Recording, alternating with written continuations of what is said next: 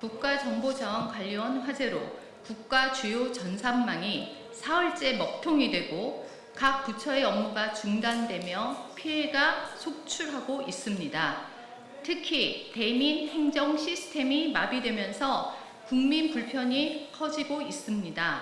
이재명 대통령은 이번 사태에 대해 이중화 안 한 것이 놀랍다. 밤을 새워서라도 복구하라라는 발언만 쏟아냈습니다.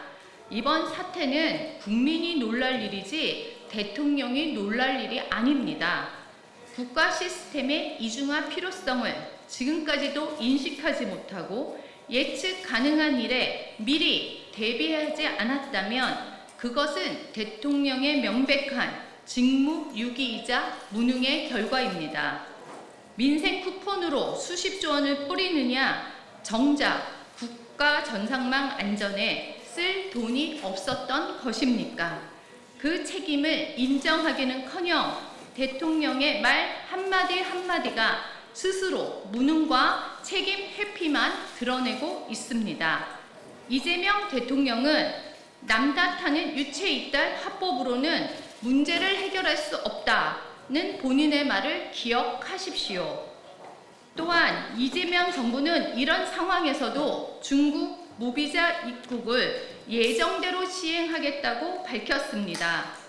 출입국 시스템이 별도로 운영된다 하더라도 입국 이후 체류, 이동, 취업 등 단계별 신분 확인과 사후관리 체계는 각종 정보망이 실시간으로 연동되어야만 실효성을 갖습니다. 지금 같은 상황에서 무비자 입국을 강행한다면 국가 시스템 부실이 외국인 관리 부실로 이어질 수 있습니다. 정부는 무비자 입국 관리 감독을 철저히 하고 국민의 안전과 국가의 신뢰를 최우선으로 삼아야 합니다. 기본적인 국가 전산망조차 제대로 관리 못하는 무능한 정부로 인해 피해는 고스란히 국민이 보고 있습니다. 이재명 대통령은 과거 전 정부 탓, 야당 탓, 남의 탓 하지 말고 내 탓이오라 해야 한다며 국민 앞에서 책임 정치를 강조했습니다.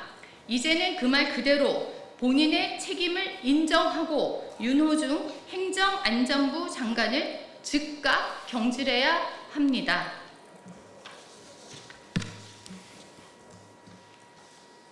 필리버스터에 대해서 말씀드리겠습니다.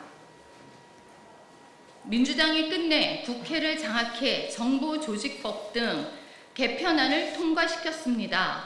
국민의힘이 4박 5일간의 필리버스터와 장애투쟁으로 막아섰지만 수적 우위를 앞세운 민주당은 토론을 끊고 표결을 강행했습니다.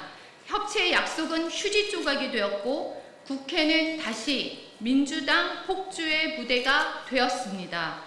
그 결과는 악법의 일방적인 통과였습니다. 금융위 개편은 반발에 밀려 스스로 철회했습니다. 검찰청 폐지는 유해만 달아 손본 척 했습니다. 방통위는 이름만 바꾸고 현직 위원장을 내쫓는 숙청을 강행했습니다. 국회법은 상임위 명칭과 소감까지 억지로 뜯어고쳤습니다.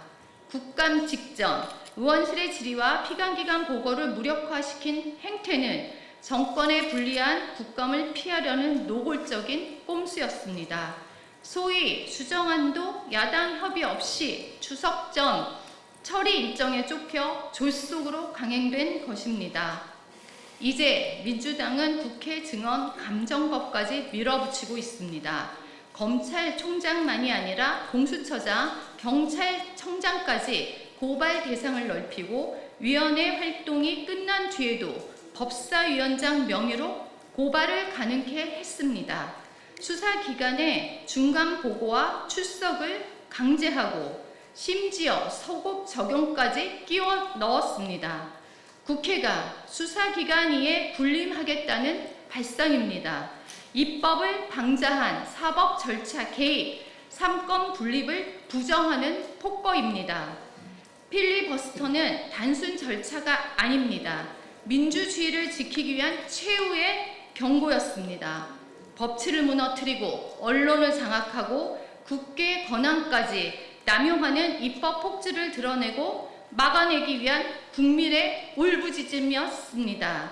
민주당은 미화하지 마십시오. 유해를 붙여도 이름을 바꿔도 빼고 더해도 결국 계약일 뿐입니다. 국민의힘은 끝까지 국민과 함께 이 폭주를 저지할 것입니다. 국민을 속인 권력 결국 역사의 법정에 설 것입니다.